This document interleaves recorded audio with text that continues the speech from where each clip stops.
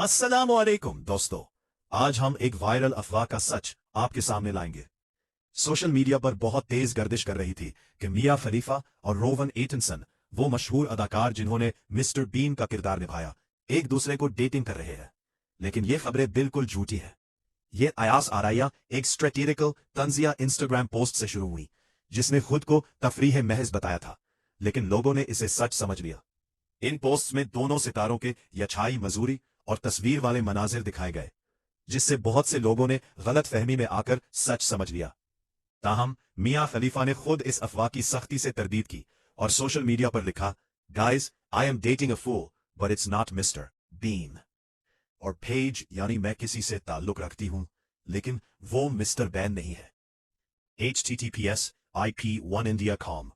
ये जुमला वाज़े तौर पर बताता है कि वो रोवन एटनसन के साथ नहीं है। इसका मतलब है कि इन दोनों के बारे में वायरल होने वाली डेटिंग की अफवाह बिल्कुल गलत और बेबुनियाद है।